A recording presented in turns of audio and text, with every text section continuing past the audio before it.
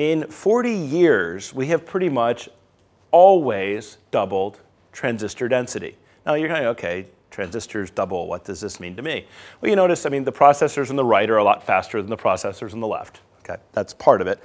Literally, in 40 years, they are 1,000,000 times faster on the right than they were on the left. And the most interesting thing is this doesn't look like it's going to stop.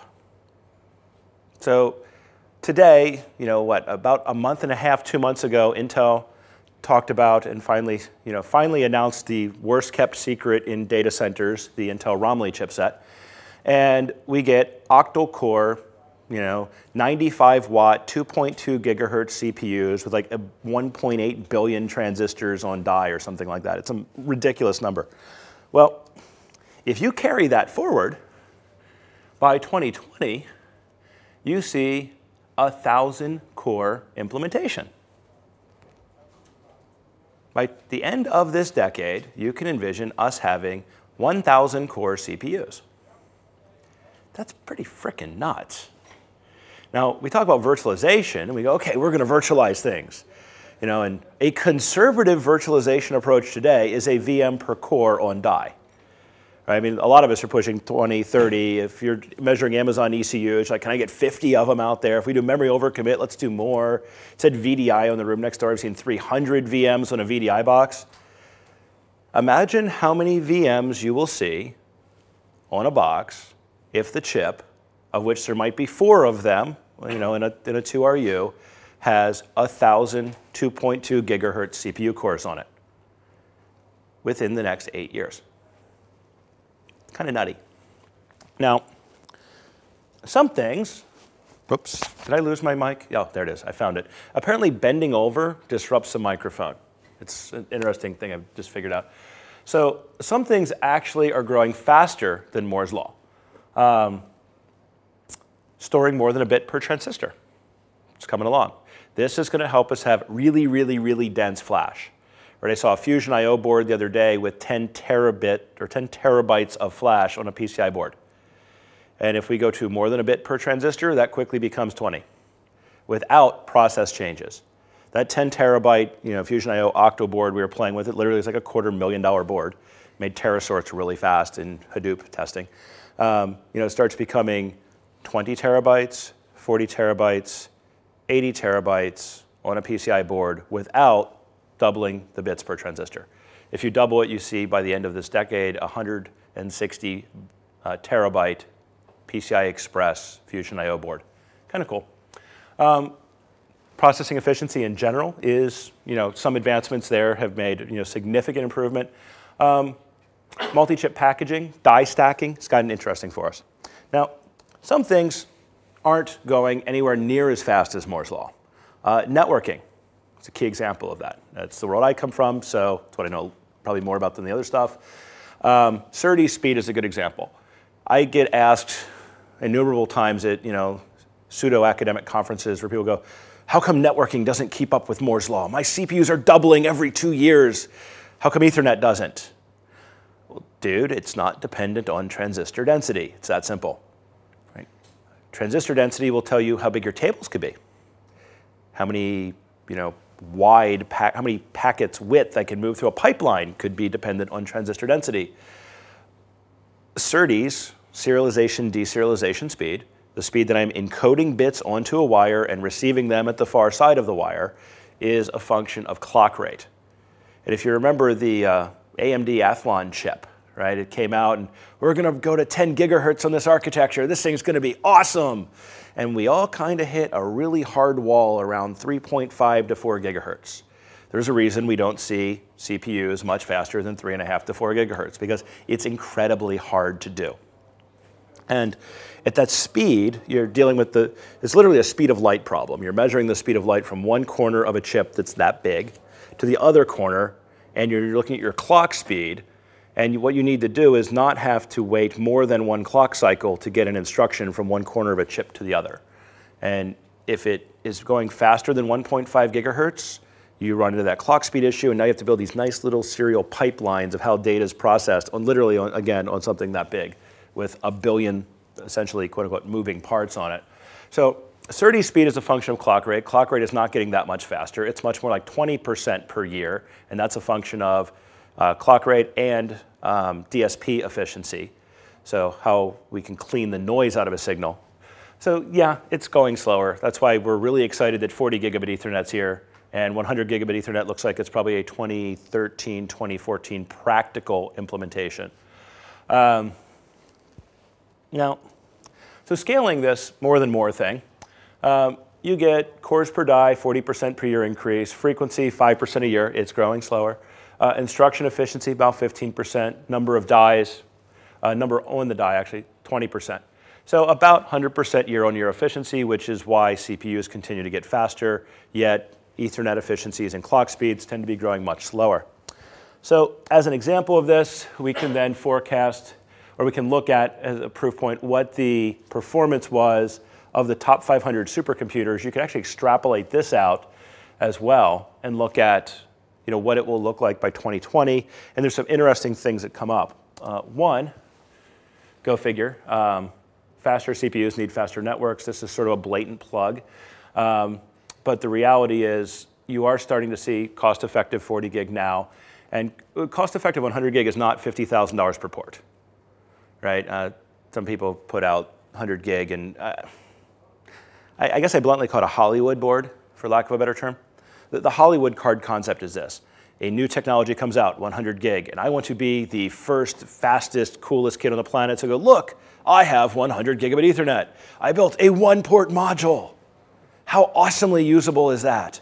I can connect to one other switch with one port or two. Frankly, history has proven until you get 4 ports density of anything, it's a useless technology in Ethernet because you can't actually do anything practical with it. So wait till you get 4 ports. And at 4 ports, you'll drive enough volume, again, historically, that you will drive the cost curve back down to where it will be about 4x superlinear, meaning if you're paying $500 per 10 gig port today, you'd be paying like, $20,000 per 100 gig port. So better than 50. When you get 12 port density or better, it will come down to being about close to linear. So you'd probably see if it's $500 for one, it might be $5,000 for 100. So it'll be much more practical.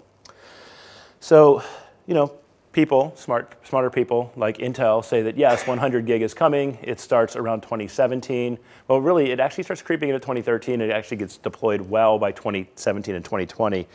And what's going to drive it is if we linearly extrapolate all these wonderful data points about CPU growth, memory densities, areal densities on storage, solid state, multi-bit store per transistor, we get the following rough numbers.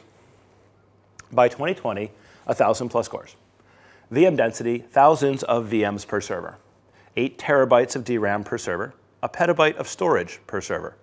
If you take that, I saw a Supermicro over there. They have some cool boxes. One of them has 36 drive bays, right, in 4 rack units.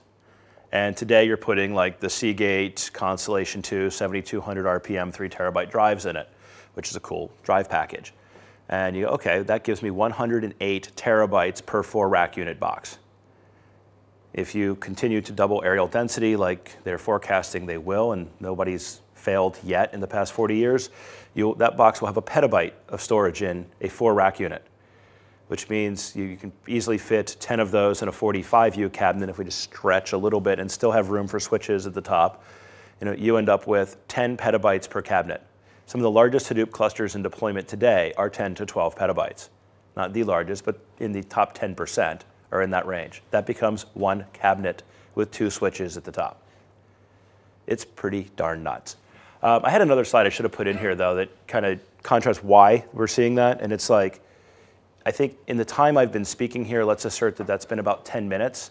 There's been 7 million videos added to YouTube, or minutes of video added to YouTube since I've been talking.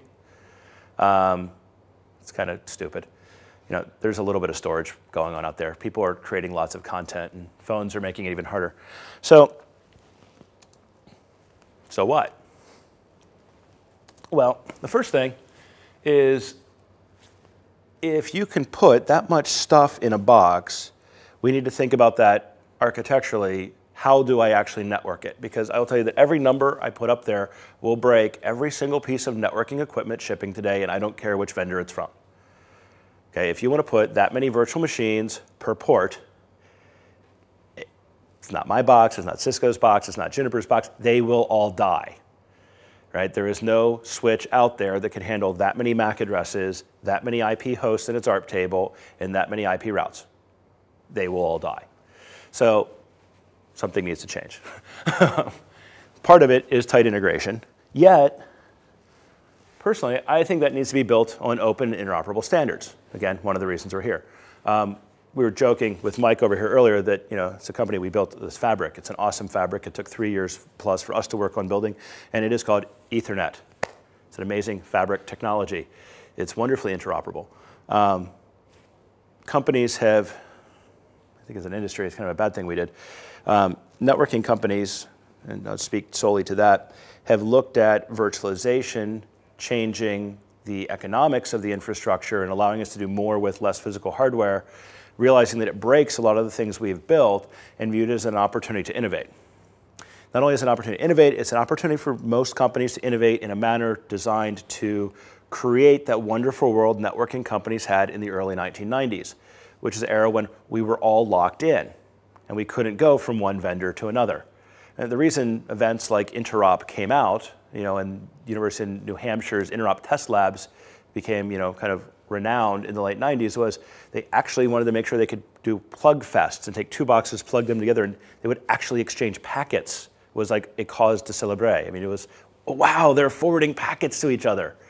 I remember in like 1998 standing up the world's first MPLS network, interoperable between two vendors. And it was Cisco and Nortel. We got it working. And I mean, us and the Nortel guys were out throwing beers down that night because, oh my God, this shit actually talked to each other. This was amazing. I will point out that we went through 20 different code versions before we got them to talk to each other, but it did happen. I don't think, as an industry, we should be taking the opportunity that's in front of many vendors right now to revert to the proprietary as a means of trying to achieve simplicity. We need to hold to achieving simplicity, maintaining survivability, and maintaining interoperability as sort of three core cultural values as things get disrupted and force us to look at new architectures to change them.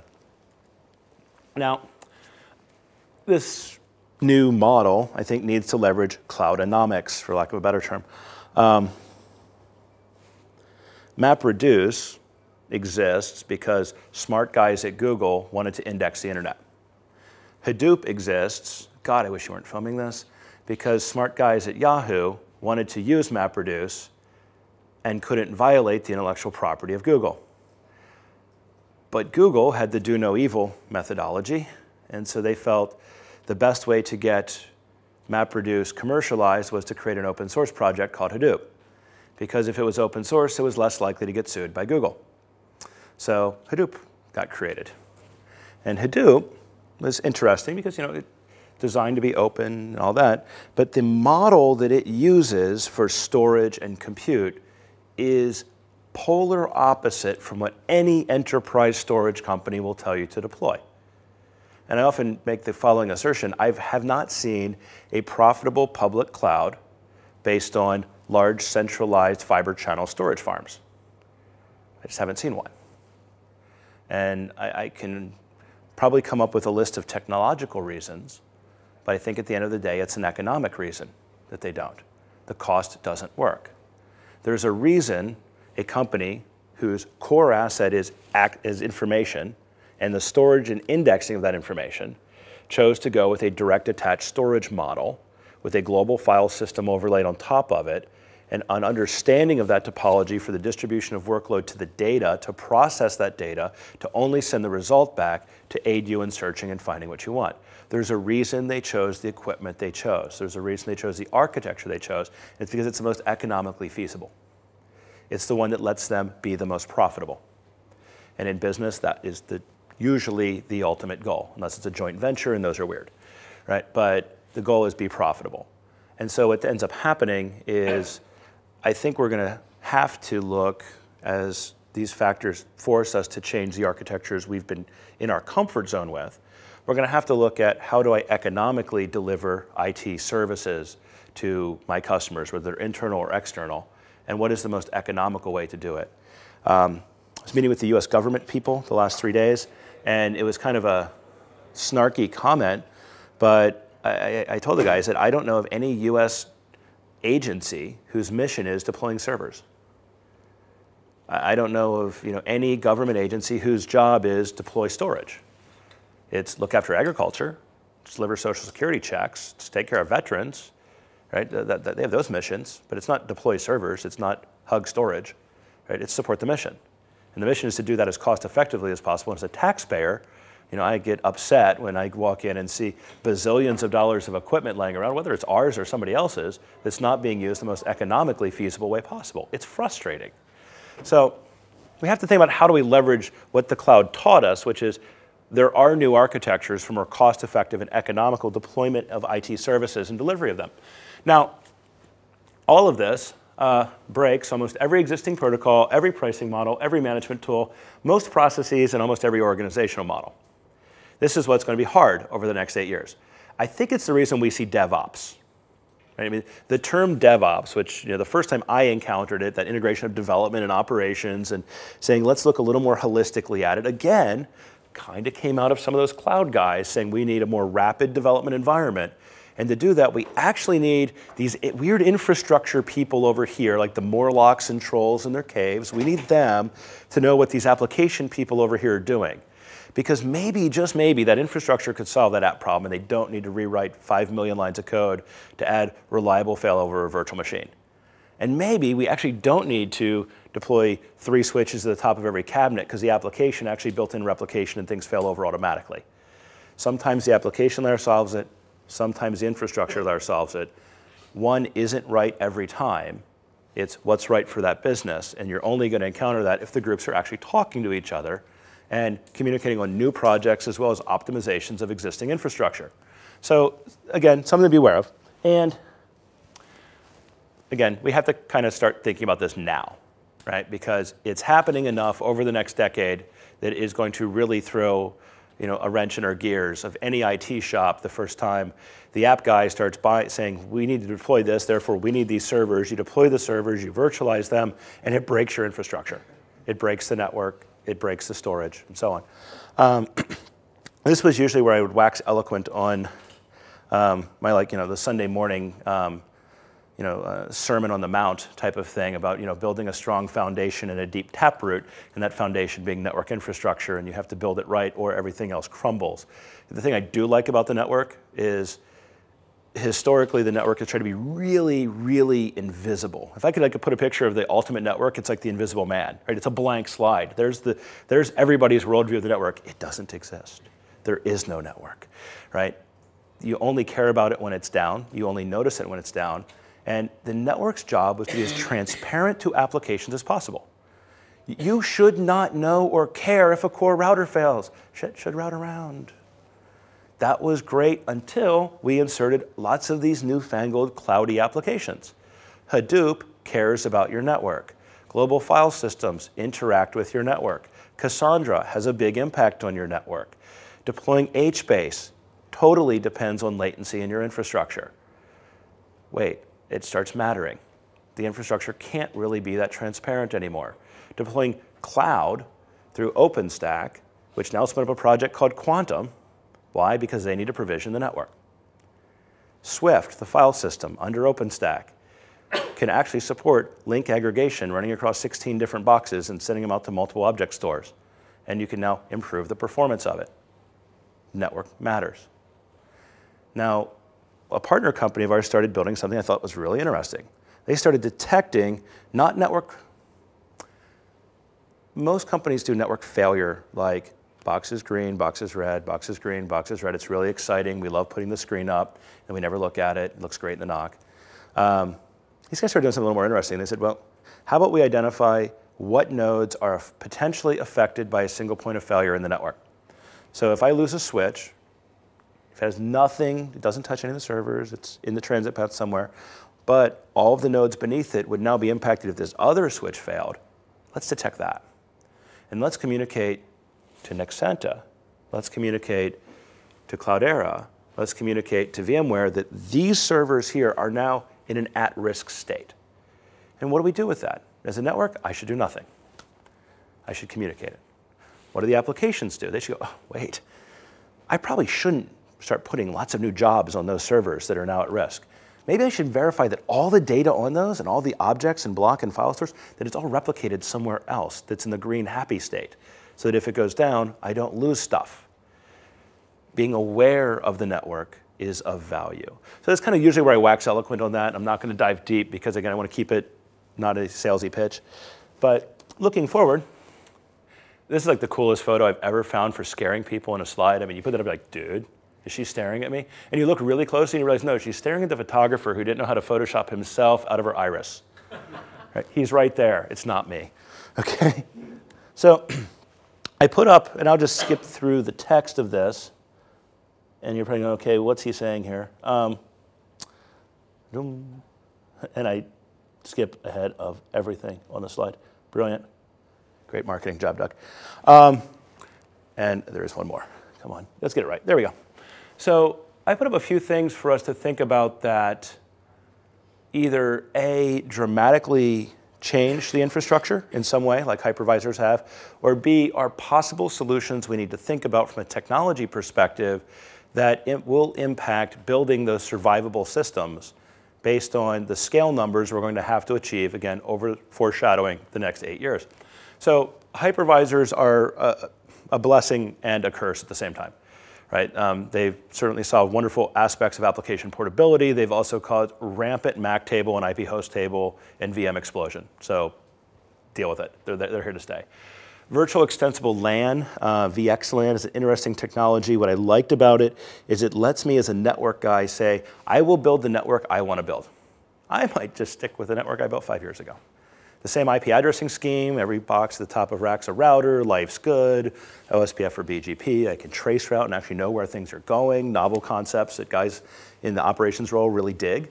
Lets me keep that, but then lets me also say on top of that, I can put any workload, any VM on any server, anywhere in that data center in seconds, in software, and move it from one server over here to another server over here, preserving the IP address and transaction state of it. That's kind of nifty. Now, I heard some conversation, I was talking to Dimitri, and he was talking about the push towards AOE, or ATA over Ethernet, which is a parallelized, really simple but really ridiculously fast transport for getting storage in the same subnet.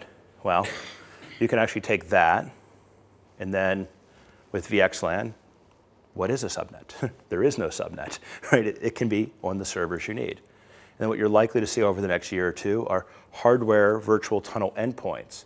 So imagine you're looking at vSphere vCloud, and I say, pick my switch, pick my slot, pick my port, pick my VLAN or VRF, and I want to add those to the same LAN as these storage devices over here, these other VMs over there, and it doesn't matter where they physically exist, they're in the same logical network structure. So this actual move to real virtual networking, which I hate to use the term virtual networks because it's been so abused by my industry for the last 10 years, and I've been probably arguably one of the lead perpetrators of that from my past roles. It's been so abused that it's hard to get to the reality, but the idea of a virtual network, a network where the addressing and the segmentation is completely agnostic of the underlying physical hardware, gets really awesomely useful in a world of virtual machine and workload mobility. Open source cross-pollinating standards. Again, a bit of a speech, and here's your bag, sir. Certainly. I thought you really just wanted to sit up front and enjoy the presentation, and no, you're leaving me now. Please come back. Yeah. My flight was 5 hours late. I didn't sleep. I'm a little punchy. Having a good day. I guess, have you guys ever seen innovation come out of a standards body? I haven't. In fact, my favorite is like, not only do standards bodies like to carve out their turf, like, this is the IEEE, we will only deal with layer 2. This is the IETF, we hate them, right? They're a closed user group and I can't even access their documents, right? So you get that, and then the little subgroups, we're the open networking forum, you must pay us to join, but we'll still let you do the standard without, but it's weird. There's little subgroups, Metro Ethernet forum, same kind of thing over there. And so standards are great, and standards beget interoperability, which is the goal we should all achieve and strive for as a vendor community and customers should demand. The challenge is innovation doesn't usually happen in standards bodies. The insult to injury is that the standards bodies are usually populated with a vendor's competitors, and the following behavior happens. Let's say I invented something awesome, and I'm like, this is the best thing, and you guys are like, yes, it's great, let's do it. We create it, you buy a bunch, life's great. And then somebody goes, Doug, can you take that to the standards body? Sure, let's do it. So I go over to insert standards body du jour, we put it in, we submit it, and now something happens. Every other vendor goes, oh, hell no. We're going to change that. They have a goal. The goal is not the ratification of the standard as adopted by every person in this room. The goal is change the damn spec just enough to force me to have to do all new hardware. So every bit of competitive advantage and happiness we've created gets destroyed. In fact, it makes our customers even more unhappy because I probably have to come back and go, now you have to swap out every line card you've ever bought and every switch if you want this new standard to be interoperable.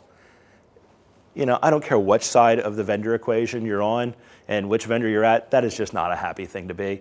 So what I really like about the open source community is that open source has actually done a very effective job of two things. One, driving innovations where standards bodies haven't, and looking at standardization of things that actually cross party lines where standards bodies don't play well together.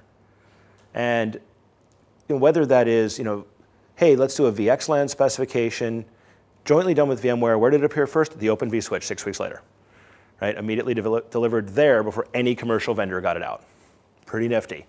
The other thing is, if you combine that third point with the fourth, which is cross-stack linkages, I can think, by the end of this decade, I'd love to see a world where, could you imagine if you went to spin up a virtual machine and it looked at 3 different factors before bringing a VM up? You said, boot this VM. You didn't say boot this VM on the server. You said boot this VM.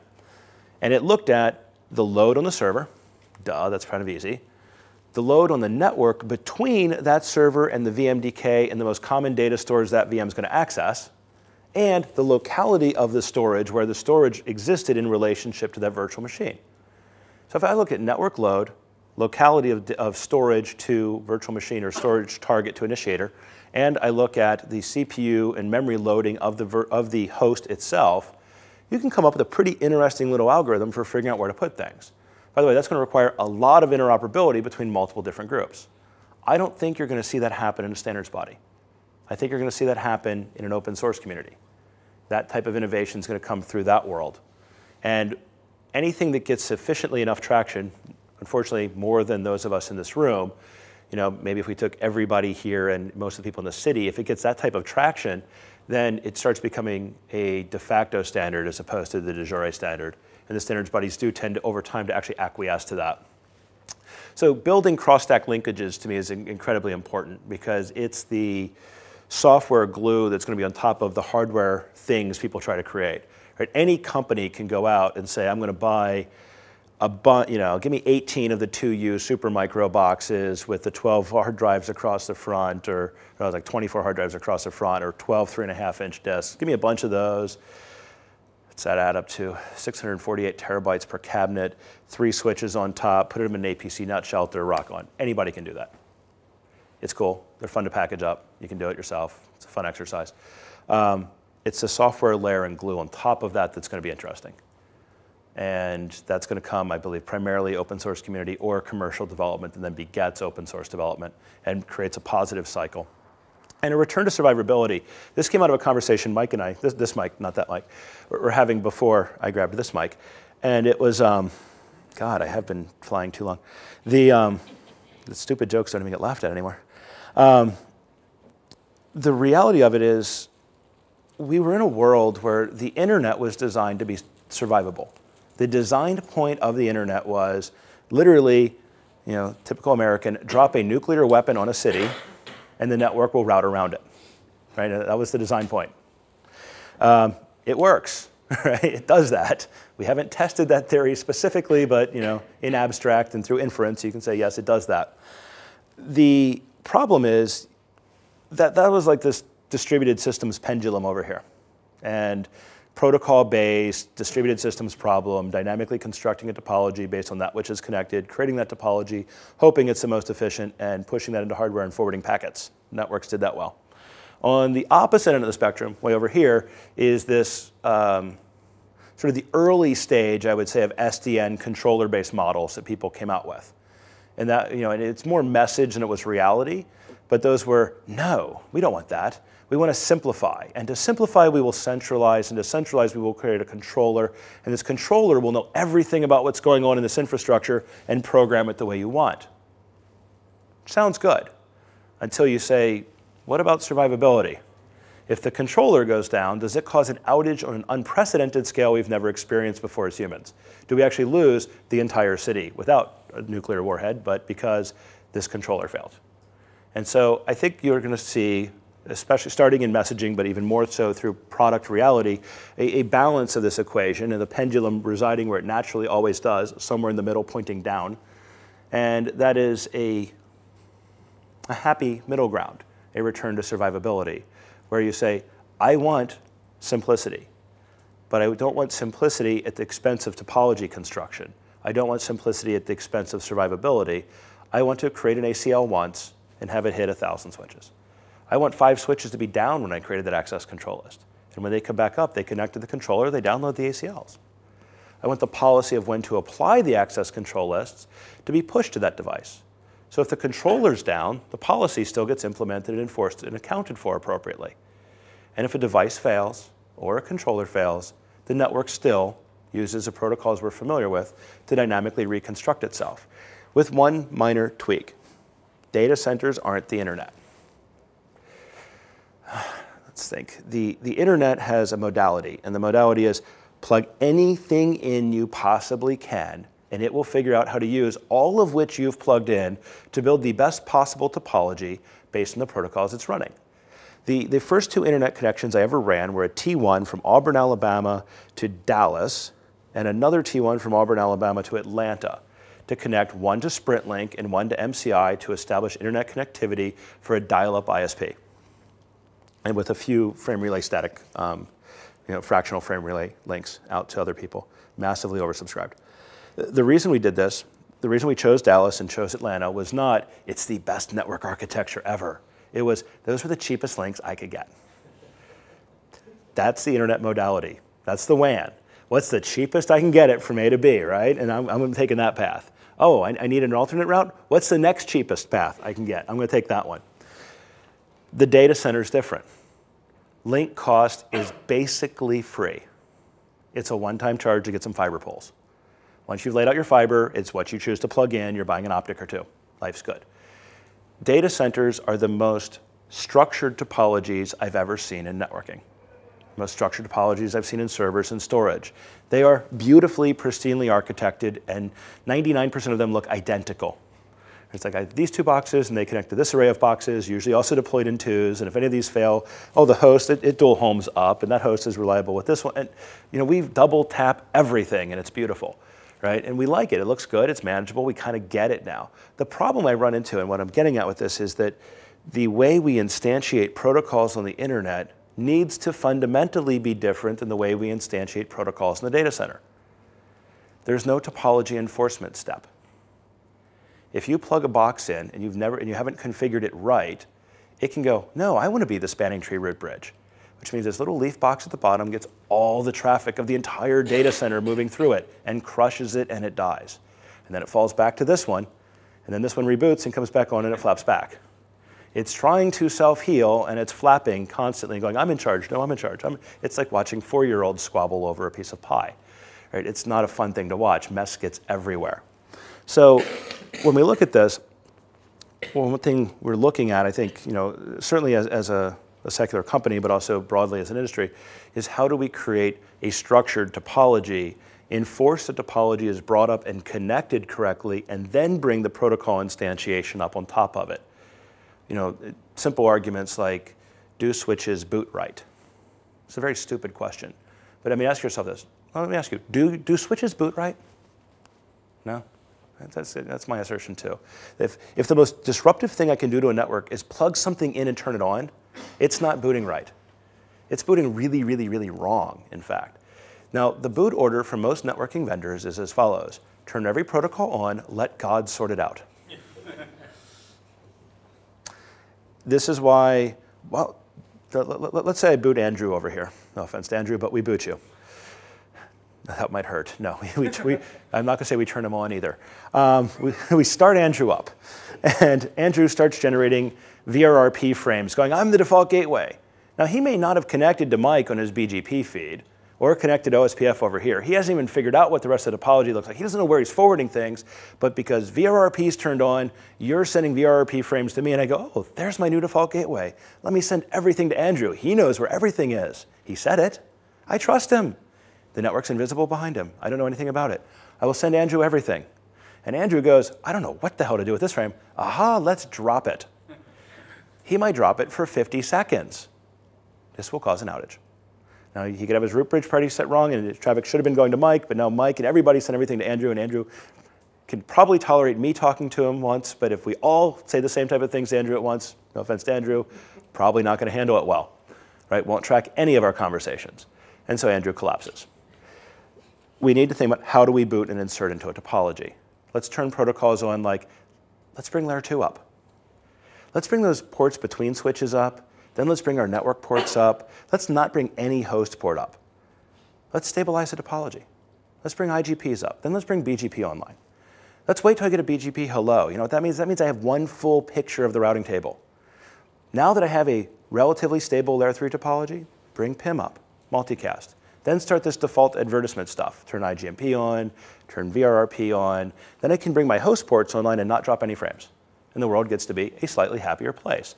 I haven't caused any VMs to flap. I haven't caused any host to send me traffic that I don't know where it goes because I learned the topology before I advertised I exist.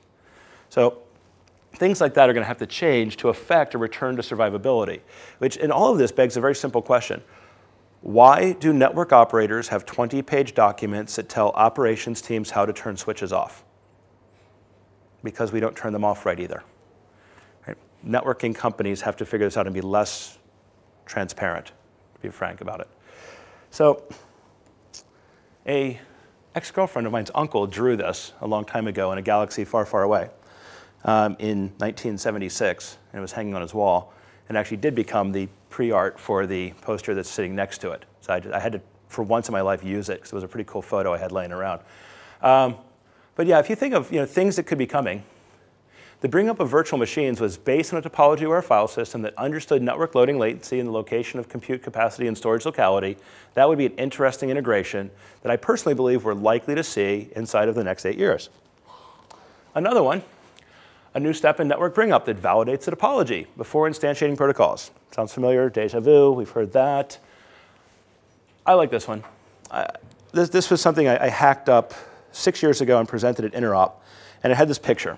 And it showed a server, and it showed a switch. And on the left side, it had some components. The first component it had was a printer. Printers used to connect via IEEE 1394 parallel cables. Networks got faster, and the printer moved and became a shared resource. My printer at home, I've never plugged into anything except the wall. It has a Wi-Fi port. Then you've got disk. Networks got faster again. Networks got more reliable. Disk became a shared asset. Memory, CPU to CPU transactions.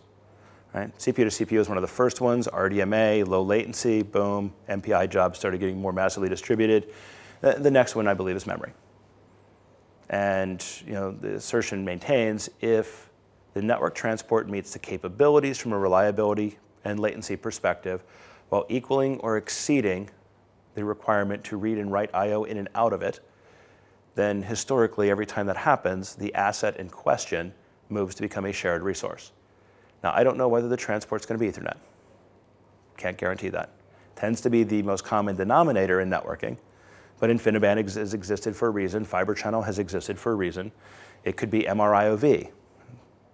But I think you're likely to see these $250,000 blades that people are putting in of Fusion IO types start becoming increasingly centralized at some density. I don't know whether it's 4 boxes or 40 boxes or a cabinet, but I think, again, over the next decade, you're going to see those things move that direction.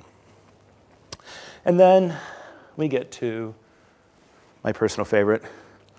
Why networking vendors believe that customers really, really, really want an 80 by 24 character CLI terminal as a primary interface to something.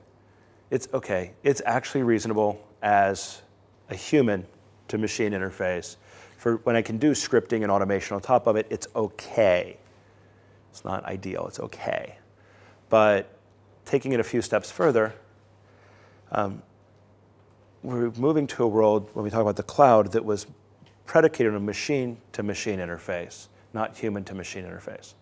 If you've ever tried writing a script that depends on telnet, on CLI screen scraping, when you do not get a positive or negative command acknowledgement when you push something, and your only way of checking is knowing some other show command that you then hope doesn't cause a buffer overflow, that you then get to screen scrape the result on some completely unmarked up text stream and figure out what might have happened, yeah, I want that job, right? I've always said networking has turned all of us into Perl and TCL gods, right? Because this is the best interface you've got. It's got to change. I see steps there. I mean, OpenFlow is a step towards creating structured APIs. OpenStack is creating structured APIs for the Quantum program. We did things like put native Python on the box so people can locally script and talk to a central object database where every object in the system is stored as a mount, essentially in a mount point. So I don't think we want to stick in the 1970s, or maybe it was 60s. It's time to move past that. I was born back then, but it's time for us to move on. And then, again, I believe the best economics will achieve by commercializing the architectures that the Googles and the Facebooks have done.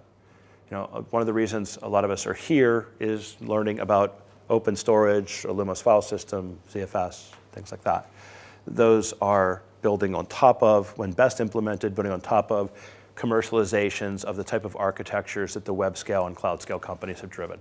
So the question you have to ask yourself, is your enterprise ready to accept that app, storage, server, network must actually have to work together? Most of us aren't, it's okay. Or will you buy enterprise gear at enterprise margins and be out-executed by your better organized competitor? This is the hard part. The easiest thing to do is accept that somebody's going to come walking in and say, I've built a turnkey solution for you. Insert whatever company it is. And then you pull up the company's 10Q filings, and they've got 60 to 70% margin. Their products cost 3 times what you could get something else for. And the reason they do is they built, this is enterprise class. That was a carrier, right? It was an aircraft carrier was the enterprise. It was the spaceship, right, from Star Trek. I hope we're not building to that class. They're designed to be sometimes built for the wrong application. And the models that people are moving to in these types of worlds are very different than what these other products were built for. And so it's something to be aware of. I'm not saying don't go change your vendor tomorrow. I'm saying take a look at it and ask yourself, am I buying the right product for the mission I'm trying to achieve, or am I buying it because of a brand affinity? And the question I often throw at people is, be an engineer. Don't be a vendor slave. Now, sometimes, I have my preferences. I've had every single Apple product made in the last decade.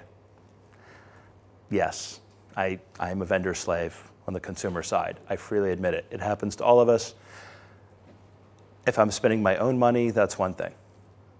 When I'm investing somebody else's money for them, and the company's mission is not to be the largest customer ever of vendor X, it's to deliver a service, I need to look at what's the best way to do it. And sometimes it's that vendor. But sometimes there's other ways to do it that might make more sense. And sometimes they don't. But it just needs the analysis. That's why I say, be an engineer. Because I don't know why I put this photo in. I think it was just trying to get the teams working together. I think that's the network guy on the left. That was the virtualization guy clearly on top, who has the guy in the headlock and stiff arm the network guy. We've been reacting to that for a while. He wins. I had guys sit in front of me a couple years ago. It was kind of a funny conversation. It was the day I left Cisco. I had an executive briefing, and these 2 guys were in the room. And I looked at them and said, you're the server guy, virtualization guy, and you're the network guy, right? You go, yeah. Go, let me tell you how this meeting's probably going to go. You're the network guy. You want me to tell him that you need layer 3 at the top of the rack, you need to fully distribute the stuff out, the network architecture is sacrosanct, you finally spent 15 years getting it right and it works, and you've actually been able to sleep on the weekend. Yeah, okay. And you're going to tell him you want to move any VM anywhere at any time. And he needs to go back to a large flat layer 2 network. Yes, that's exactly what I want. I looked at the network guy, I said, I'm sorry, dude, he's going to beat you. He's going to win. As much as network availability and survivability are important tenets, there's a business case behind virtualization that people forgot the business case behind why they invested in the network. We invested in the network for pain avoidance. We invested in the network so it would stop crashing. Once vendors got their act together and we all started generally building more reliable stuff than we used to build 10 years ago, most CIOs and most people writing the checks forgot what it's like to endure a really widespread network outage. And so they stopped writing the larger checks and they started writing the smaller checks. And the virtualization guy came along and said, I can save 30% or 40% of the servers we have and I can cut the budget. That won. So what we've been trying as an industry to do over the last 5 years is find that happy balance. And I think when we talk about technologies like VXLAN and things like that, they give us that happy balance of build a stable, reliable network, put new innovations on top of it to enforce a stable, reliable network and operationalize it, but also ensure that you do not in any way compromise the mission of the other guys up on here, which is putting workloads in the most efficient place, consolidating more workloads on the network, and saving the company in the end a lot of money, or creating new service classes and service capabilities that allow us to be more responsive to the end users. Because that's been, cloud has taught us that end user responsiveness was equally important. So I think last slide, or second to last slide. Again, getting close to the end here, vendors will recognize a unique attribute that makes open source great. That it has the features and capabilities operators really want because usually operators built them. I often ask the following question, and just for fun I will ask it. Can any of you name a network innovation delivered by a networking vendor that changed your operational capability and made your lives easier in the last decade? Any feature that made your job easier from a networking vendor in the last 10 years? Okay. Enough said. So your challenge. Yes, I'm not going to end one with a gratuitous summary slide that says great things about why you should buy Arista. I hope you've had fun in this session as I stood between you and beer. And if possible, shoot me an email or Twitter. It was up on the first slide, doug@aristanetworks.com. I'm happy to talk to you guys about anything you want. And really, I mean, pretty much anything. It's fun. So your challenge, think big. Okay? Don't just look at the silo or slice you have. Realize that it's an ecosystem, right? Even though it's like we compete with these other companies, it's an ecosystem. We still have to work together, right? We compete with Cisco, my predecessor company. We still have to interoperate with them. We still have to work with them in areas. So you have to take the ecosystem model to this. Cross borders, boundaries, and organizations. Your traffic already does. Your applications already do. If you take a storage-centric view or a network-centric view or a server-centric view, you will not be doing the first point and think big. You will probably also miss out on awesome opportunities to innovate, to make your lives and the lives of your other coworkers easier that they will thank you for. Use what you build what you use, and find your own path to contribute, right? I can't write code anymore. God, if I did, you would hate me, right? We opened our switches up to third-party development, and I joke that our customers fall into 3 different strata. One strata says, dear God, no, never. I will never, in a second, load anything onto that box that you as a vendor aren't writing and supporting. I get that. The middle one's much more like me. I will trust it if I didn't write it. If somebody else wrote it, I don't care who it is. It could be a college kid who's 18, his first CS class. That is more trustworthy than what I would write. That's true, by the way. And then there's, dude, I know what I'm doing. Let me go for it. Let's do something custom and awesome. So we all have different capabilities of contribution into open source efforts. One is use it. If you use it, just tell other people that it's working for you and what it's doing. That's a contribution. Another is write code and submit it. Be a part of it. And that's something, as a company, in a corporate culture, we try to do. I used XMPP to build a message bus across a bunch of switches. Why? Because I didn't want to have to write my own, and it's pretty darn good. We used eJabber, and we used Sleek XMPP client. We found some issues. What did we do? We fixed them. And we submitted the changes back up to GitHub. Why? Because we used open source, we found issues, we fixed them, we submit it back. We need to do that as an industry. Every vendor who's using open source should be contributing back to it in multiple ways. Demand excellence, demand contribution, demand it from your vendors. Okay, if you have a vendor who's building something that's dependent on open source, and I don't care who it is, ask them, what have you done to contribute back? Are they contributing monetarily? That's okay. Are they contributing code? That's even better. But ask them and challenge them, what are you doing to give back to it? How much are they contributing back to that open source movement? They're leveraging it, right? In the software wares pirate sites, right? If you ever go to download anything you shouldn't from piratebay.se, you get branded a leech if you download more than you upload. Nobody likes the leeches in that world. The same thing holds true in open source. Don't make it all one way. It needs to be a two-way street. Companies have to give back if they're going to use it. And then the last one, like I always say, think for yourselves. Evaluate the best decision. If you hire an engineer to build a bridge, you're not hiring a guy going, he's the best steel construction guy for doing suspension bridges. That's exactly what I want. You're going to hire a guy first off and go, what should I do? How should I build it for this? You're going to evaluate multiple different options, and hopefully they're going to pick the best, which is the safest, that's within budget, that meets all of your expectations. We have to do that on any type of project, whether it's building bridges, building networks, or building storage architectures. Not every piece works all the time, and not every vendor has every solution. Some are right for some aren't. And so take the time to evaluate all those options, make the best one, and then be able to justify it, to yourself, to your management, and to, sometimes yes, to the other vendor who comes whining and going, how come I didn't win? Right? Especially when they go to your boss and tell your boss that you're an idiot because you didn't choose them. I've had that happen before. That's always a fun conversation. So let me pause here because I heard other people clapping in other rooms. Are there any questions you guys have? Because that was basically a 60-minute tirade. Do you have a question? I saw you starting to raise your fingers. I was hoping that was a question. Any storage questions? I can fake it. All right. Any comments? Any thoughts? I think you're right. Well, I'll take that. That's a good start. I'll pay you the €20 after this. All righty. Have you started hating the words OpenFlow yet? What's that? Have you started hating the words OpenFlow yet? You're talking about SDN, but OpenFlow in particular is something like that. Yeah. So you're a fanboy. Can you take a picture of this? OpenFlow. Good question. I love the concept. I hate the initial marketing of it, okay, the worst is you get the guy who knows nothing about writing software or networks or code who sits in front of you and goes, OpenFlow is awesome, it's going to change the way we do everything.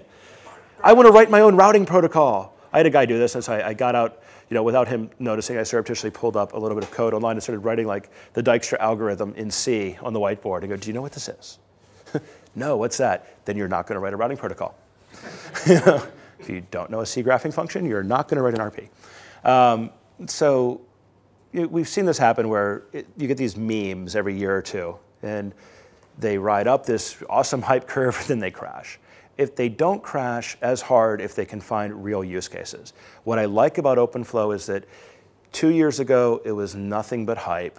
Within the last 12 months, I've seen companies commercialize OpenFlow, and on top of that, identify a handful of reasonably, in some cases, incredibly useful use cases. One is tap aggregation.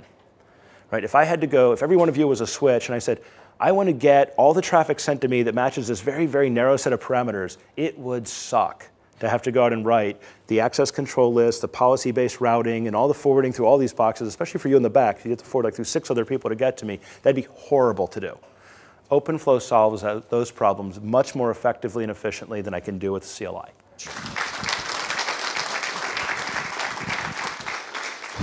All right, ladies and gentlemen, we're going to